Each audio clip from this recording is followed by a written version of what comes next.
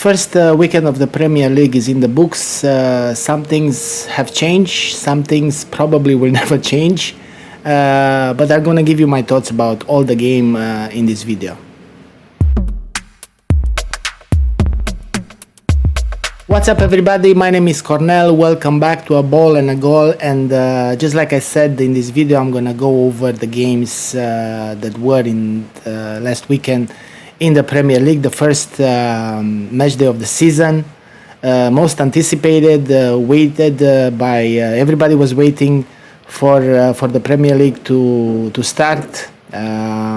So I thought I'm gonna make a video to share my thoughts about the games.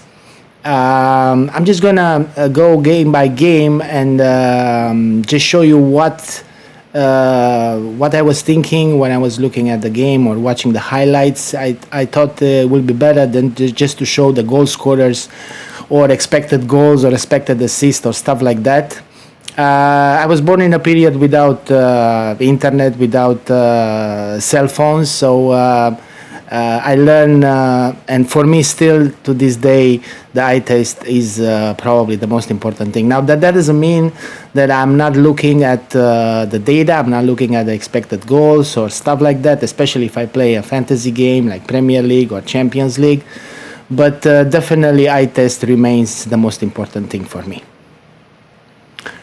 So I will start with the first game of the season, Friday night at the Emirates. The champions, Arsenal, taking on the winners from last season in the Championship, Coventry City, under Frank Lampard, managerial, who actually made a promotion with them, helped them to get back in the Premier League after a long time. I think it's been like 25 years. I think they said that this is the team that waited the most to be back in the Premier League. Obviously, they take it back only to 1992 when this current form of the Premier League was invented, basically. So I think it doesn't matter who you're rooting for, who is your team. We can all agree, without too many arguments, that at this point Arsenal has the best 11, the best squad, the best depth in their team, and probably the best manager. You can maybe argue with the manager thing, but other than that, I think we can all agree that it's their title to lose, actually, this season. So the one thing that I looked for in the game was complacency and lack of motivation. And this thing can happen, especially when you won a title that you waited for such a long time, like they did in a year when there is a World Cup or a Euros. But I didn't see anything of that. Actually, to be fair, they look like they didn't win the title last year. Extremely motivated, full of energy from the beginning, and you have to credit Mikel Arteta for that. He understood very well, probably learning even from his time at Manchester City under Pep Guardiola, that the only way you can stay at the top is evolving and continue to make good transfer, good recruitment into your squad. So the players don't feel comfortable, and they continue to fight, and they continue to improve. And I saw that they look like they are ready to win the title for the first time, as if they didn't want it last year. So that's a good thing. That's definitely a good thing. If you are an Arsenal fan, you should be very, very happy and satisfied with what you've seen. Obviously, we can judge the Arsenal based on this game, especially against a newly promoted side. But overall performance was really good. I just want to give you my thoughts on Solis, because actually I talked about him on my channel when I previewed the Belgium League, and I was pretty down because Club Brugge again sold their best player. Player of the season last year in Belgium, obviously helping Club Brugge to win the title. He had a fantastic end of the season in the playoffs, especially.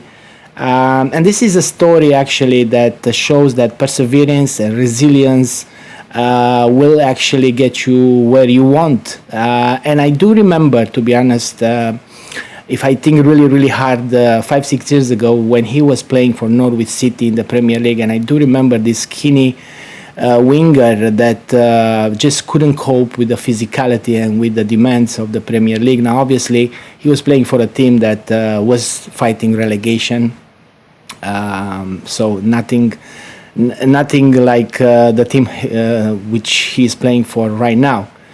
But he left Premier League after that. He spent 1 year in Germany. I think it was the third year of Germany football at Fortuna Düsseldorf, and then he got his big move. I consider that a big move to Club Brugge in Belgium, where he spent the last 2 years. He learned how it is to fight for the title, even though it's a lesser league, obviously, than the Premier League. Pretty much all the leagues in the world are at this point. He got the experience that he needed in the Champions League, playing against the best teams in Europe.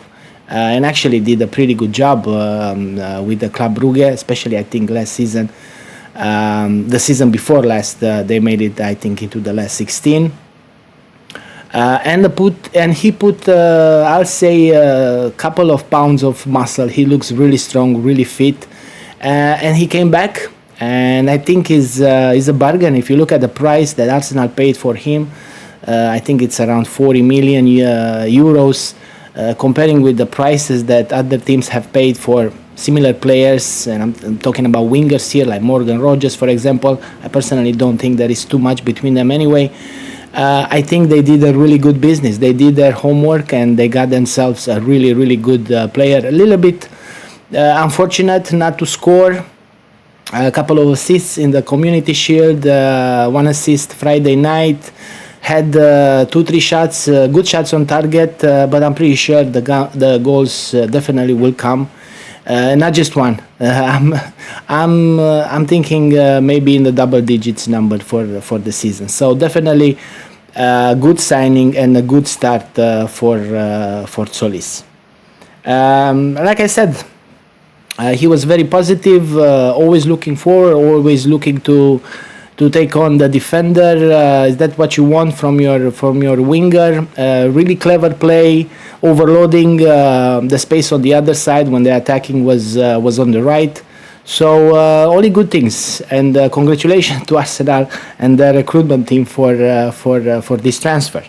And also a couple of things to mention about Martin Odegaard, who looked really sharp in the game. He had a poor season, comparing to his standards, basically. But he had a good World Cup. He ran himself into the ground in every single game that he played for Norway. And I think he looked really, really good. And that's important. They really need him if they wanna repeat what happened last year. And why not try to get a European trophy as well. On the other side, Coventry City, obviously, this is not the game that will define their season. They probably had the most difficult fixture to start with, and maybe it's a good thing. I like the fact that they didn't go to sit back in a shell and just to defend. They were pretty much open. They tried to play. Obviously, they don't have the quality to put up a fight against Arsenal. And if you look at the goals, pretty much they were mistakes. In the end, all the goals come from mistakes, but pretty poor mistakes, I would say. Lost possession at the first one. There was a poor clearance by the goalkeeper, I think, in the second one, and then just Odegaard got lucky with that shot and caught the goalkeeper on the wrong foot on the third one. But other than that, I think they did okay. And the fact that they went over there and they were, not sitting deep to defend, that means that Frank Lampard really trusts this team. And I'm pretty sure they'll get some good results. They looked okay in this game. I'm gonna go to the next one. Hull City, Manchester United 2-0. It's a thing that I've seen before, and I've seen it many times in many leagues, not just in the Premier League. And opening day of the season. a newly promoted side plays home against a big name. It can happen in every league. And if you're not ready, if your energy levels are not up, if you're not ready to fight, you're gonna pay the price. And they paid the price last season in the League Cup when they play away at Grimsby Town, and they paid the price again this last Saturday at Hull. Hull had a pretty simple plan. They did the basics right, and they won the game. I'm pretty sure they rehearsed corners and free kicks all week long, and they knew exactly where and who to target. And they did a pretty good job. The delivery was excellent at both goals, but Manchester United, like I said, just weren't ready for this game. Now, I'm not gonna go further and say it's gonna be a disaster, and the whole season is gonna be, a big disappointment, because it's just one game, and things in football can change very quickly from one week to another. Well, I just want to say a couple of things about the recruitment that Manchester United made this summer. The team was in a bad situation 2 seasons ago. Michael Carrick came, and in my opinion, he did a really good job. A guy who knows the club inside and out. He was a player when Alex Ferguson over there, and he kind of learned, this off-the-cuff kind of managerial thing. That is basically in Manchester United DNA and identity, if you look over the years, and especially when Alex Ferguson was over there.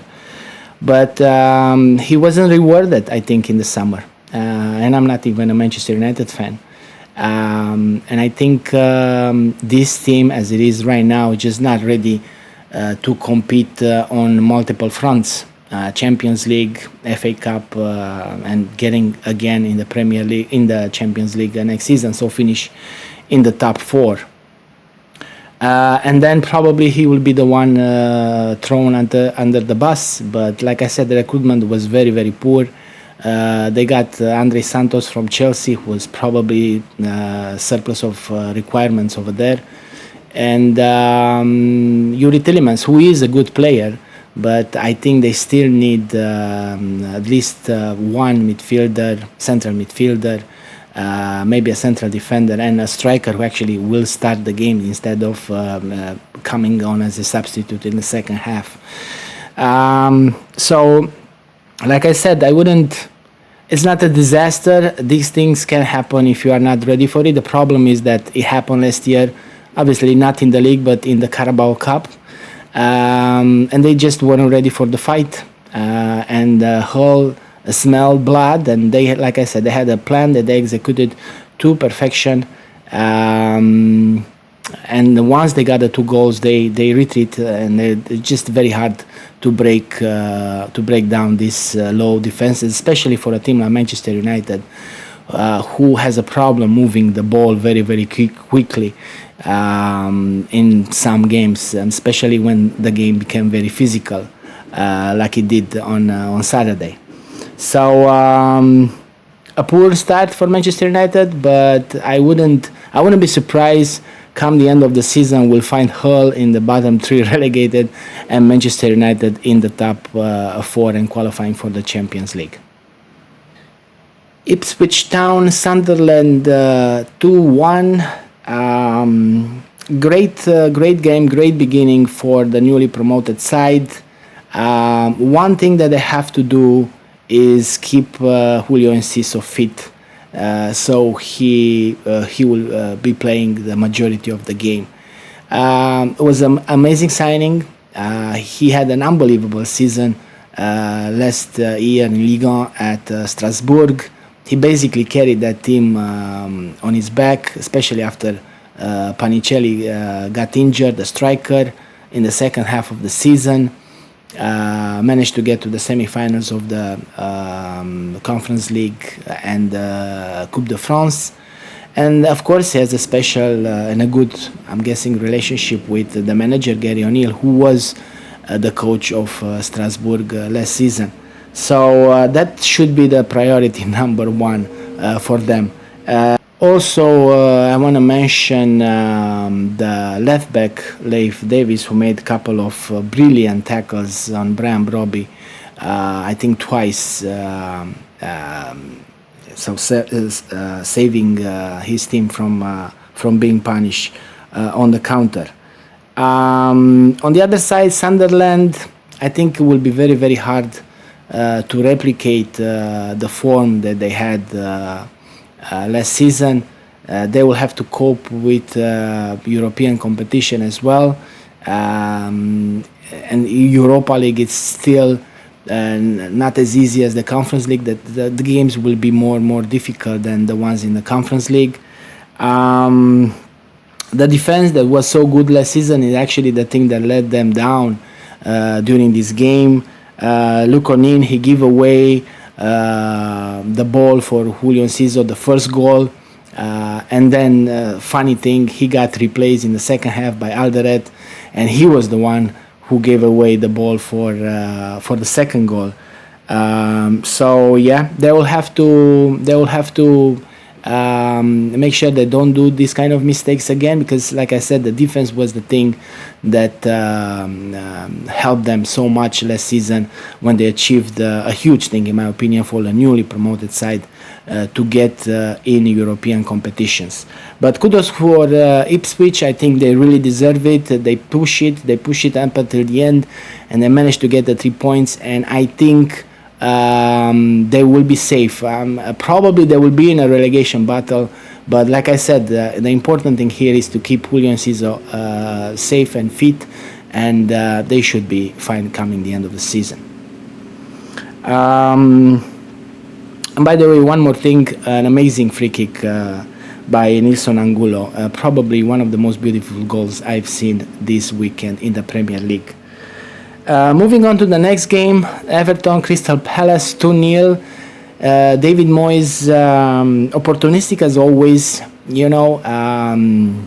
surviving some difficult moments, especially at the beginning of the game, and then somehow with Dewsbury Hall in a great form like he was last season as well, managing to get in front. And from that moment, I think they got courage, and they started to play with a lot more energy than they had up until that point. And by the end of the game, you could say that they really deserve the win. Pickford actually made a couple of big saves. Like I said, Crystal Palace started the game really good. Mateta missed a couple of chances that he should have scored. Obviously, it's a new coach. Pierre Sage, who had such a big success last year at Lens, winning the Coupe de France, and pretty much giving Paris Saint-Germain a pretty good fight up until the end of the season, even if in practice we all knew that they're not going to win the league. Has some thinking to do because he has two strikers that, in my opinion, pretty good in Strand Larsen and Mateta. He has to make a decision who is going to start, and also a most important thing for the way he plays the game and the way he played at Lens last season, who are going to be the two players who will play behind the striker. He needs players that will be basically in double-digit goals, like Florian Thauvin was last season for Lens. So a couple of things to do. You got Pino, you got Gassant, Nketiah, who play over the weekend, Ismail Assar. So like I said, yeah, but I don't see them getting dragged in a relegation battle. As for Everton, again, like I said, opportunistic as always. And with Jordan Pickford in good form, they should be okay as well. Okay, so Brighton, Aston Villa, 4-0. Not too much I can say about Brighton. Obviously, they took advantage of the total collapse of the wayside. I guess you can say that it's a good thing when you capitalize and you take advantage of the opponent mistake. So or mistakes. So from that point of view, I think they did really good, but I can't judge them based on this game because obviously Aston Villa wasn't present, in my opinion. Actually, they did, I think, better when they got down to 10 men. I think Unai Emery went to the lockers and he had a really tough conversation with them. I think they have a good team, Brighton. Verbruggen, a good goalkeeper. The keeper had a good game. The only problem I see sometimes Hurzeler gets a little bit tries to complicate things for no reason. But other than that, they should be fine. I really like the signing on Vuskovic, the central defender, and looking at the game that Spurs had over the weekend. I really think it was a mistake for them to let him go, but that's the way it is. Aston Villa, I think they went to a similar thing last summer as well. There were some tensions in the locker room. Probably most of you remember the interview that Unai Emery gave when he repeated the name of the goalkeeper, Bizot, trying to pretend that everything is okay. Emiliano Martinez always a problem. Last year seems to be a problem right now. Morgan Rogers has left. Ollie Watkins is inactive. So a lot of things to look for. But they managed last year, and it's a shame because I think they did, and he did as a coach, amazing things over there, taking them to the Champions League twice, winning the Europa League, giving actually Paris Saint-Germain a couple of years ago a really good game in the quarters of the Champions League. So it's a sad thing to see. Pau Torres, obviously, a big part of the collapse. The first goal that he gave away the ball. João Gomez losing it at the fourth one and then losing his mind and getting a red card for kicking a Brighton player. So hopefully, if you are an Aston Villa fan, hopefully things will get right and they'll be back on track. Moving on, Nottingham Forest Leeds. Actually, I was pleasantly surprised by Leeds. I didn't think that they will win, but they look pretty good. It was a deserved win. Great signings in Muhamerovic, the centre back from Sassuolo, and especially Harry Wilson. I think he will be one of the signings of the season when everything is over and we're gonna look back. He looked really good in this game, and the whole Leeds team. And I'm really happy for Daniel Farke for putting this team together. And they look like they're gonna be able to stay in the Premier League. So a big win for them. On the other side, I think again a team just like Tottenham that went through so many changes, so many systems over the last couple of seasons, from Nuno, Postecoglou, then Sean Dyche, then Vitor Pereira, now Glasner. So maybe it will take some time until his ideas will appear on the field, and the players will be able to replicate what he really wants. I thought Gibbs White was totally off in this game, which doesn't help when your best player, doesn't have a good game. And I think Chris Wood, in my opinion, has to start. I know Igor Jesus gives you something else, but he's just not a good finisher like Chris Wood is. And in the Premier League, the most important thing is to score the goals. And I think, like I said, for me personally, I think Chris Wood is the better option, at least now at the beginning, just to get some points on the board, and then we can see after that.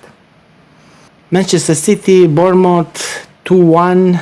I think it was a deserved win for City, even though the goals came right at the end, and a lot of people, maybe a lot of supporters, didn't think it's going to happen. They created chances. They had some big chances. Actually, if I think about it, I've seen so many big chances missed over the weekend in Premier League, in La Liga, in Serie A, pretty much everywhere. Gehi missed basically one of the most basic headers that maybe even a little kid will be able to do, to put it in the net. Haaland also a couple of chances.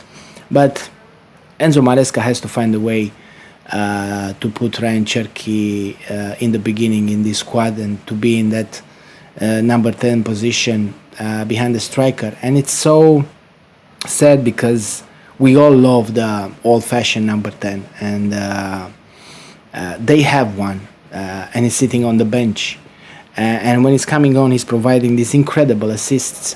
And Cherki is one of these players that um, uh, takes you back to um, uh, you know learning football in the alleys, in tight places. This is where you learn this kind of skill that he has. And I remember watching him at Lyon a couple of seasons ago, and right away I realized that he is extremely talented. This is God-given talent, as they say.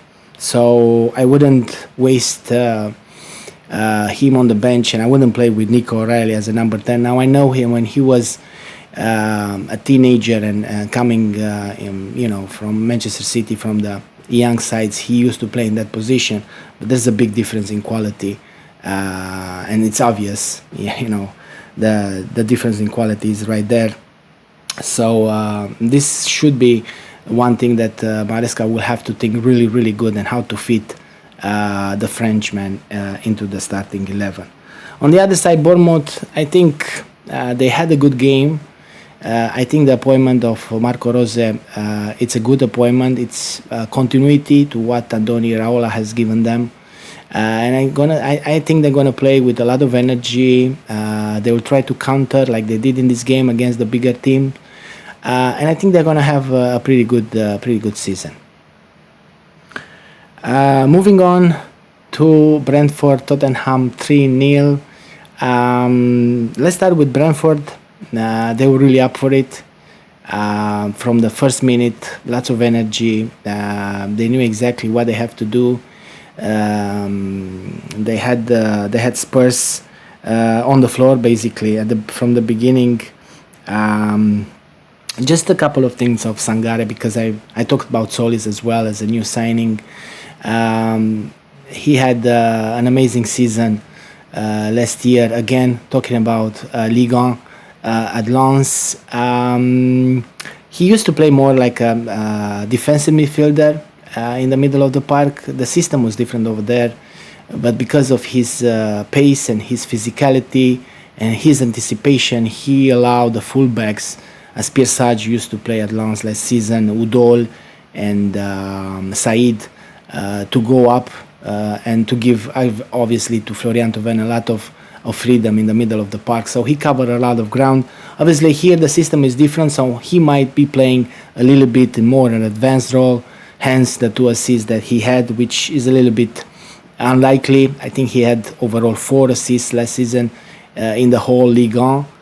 But he is an amazing signing, and I think he's going to do really good. And that brings me back to Manchester United trying to buy Baleva for around 100 million euros, when Sangare, when I'm pretty sure he would have accepted a move to Manchester United. It was bought for around 40, and in my opinion, I think at this moment in time he is much a better player than Baleba is. They have it's an amazing team, Brentford, and the change that Keith Richards made after the departure of Thomas Frank, it's amazing. The fact that they have this threat from so many things. They can score goal from set pieces. The delivery of Damsgaard is exceptional. They have Collins, who can header the ball pretty good. They can score from the positional play like they did the second one over the weekend. Quick combinations. They have players who can move the ball really quickly in that position, like Shad and Otara, and also they can score on the counter as well, having a lot of pace in the front area. So really good. They look amazing, and I have to say I didn't believe this thing is going to happen. I really thought after Thomas Frank left they're going to be in big trouble. But Keith Andrews, he managed the team really, really good, and they look amazing. And they just missed on Europe last season, but I think if they continue to play like this, they're going to be in the conversation again. On the other side, Spurs, just to be fair, lots of injured players, especially in the back line, Van de Ven, Pedro Porro, who definitely will start in the first 11 if they will be fit. But again, they were suffocated, in my opinion. From the beginning, They didn't have any creativity in the midfield. There's no penetration at all. And I think they really, really need somebody who can offer them some goals. What they have right now in the team is just not good enough. Savinho, from what I understand, it's almost over the line, but I think they need somebody else. I think Savinho is a one-dimension player.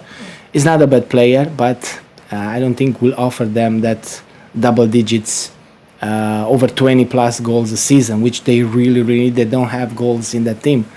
So probably Marmoush will be the answer. I think he can actually play, on the wing, play up front, play as a second striker.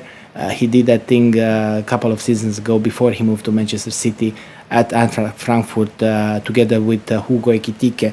So I think if they can get Marmoush, will be a big change for them. And obviously, getting Van de Ven and Pedro Porro back in the team will help a lot. Archie Gray as a captain, really disappointed. He, I think, was at fault at the first goal. Him and Conor Gallagher as well. And Bergwall just walking, and not getting into a fight. He lost the ball before the second goal was scored. So really just lack of motivation, lack of energy, overall very poor from Tottenham. Newcastle Liverpool 2-2. Amazing game, and it's always an amazing game at St James's Park between these two. Always lots of goals, always lots of drama, always goals scored in the last minutes or in added time. I think Visa had the best game for Newcastle, not that he played that much last year anyway. Elanga as well. And unfortunately for them, I think they deserve the win. But unfortunately, Lewis Hall lost the concentration twice.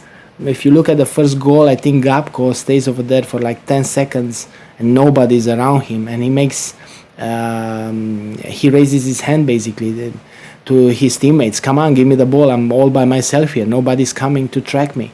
And then at the end, just a poor challenge in just the last second of the game to give away that penalty. But other than that, I think they did the job pretty good. They knew exactly what they had to do. They caught Liverpool on the counter in transition. They are vulnerable. Again, both goals were scored like that. Kerkez is just not good enough in my opinion. I think the first goal, he started the run a couple of meters ahead of Elanga, and by the end, when they arrive in the opposite penalty box, he was 2 meters behind. So yeah, and not just that, many crosses were just very poor crosses. Same from Frimpong from the other side. It's looking such a different team from the one that Jurgen Klopp had. And sometimes even the attitude of a manager on the sidelines will help the team just getting that 10% of work on the field, and it's just not there. Let's not forget that he almost pulled a hamstring during one of Liverpool games back in the past. Gakpo and Szoboszlai, in my opinion, the only ones that they can turn the game around. Gakpo always a good finisher from around the box, maybe even from inside the box. And Szoboszlai playing the best football of his life last season, this season as well, taking that responsibility, which is not an easy thing to have a penalty in the last second of the game. I think Newcastle should be fine if they continue like this. They have a young assignment manager. And Liverpool, in my opinion, from what I've seen, it will be very hard to see them in the top four at the end of the season. And then the last game, and one of the best performances alongside Brentford and Arsenal, I think Chelsea, 3-2 win away at Fulham. First of all, I want to talk about Fulham. I think Alvaro Arbeloa, most of the people were a little bit suspicious about his appointment, but I think they had a good game, a good performance despite the loss. Lots of energy in the game.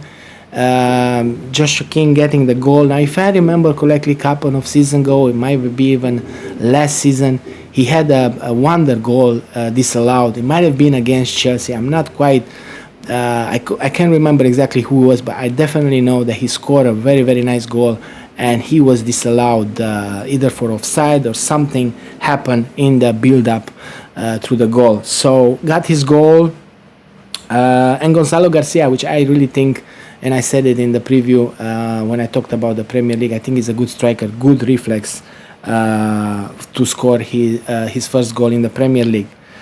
And talking about Gonzalo Garcia and his good reflex, let me touch on Sanchez because I think he is a liability, and he is at this moment the weakest link in this Chelsea side.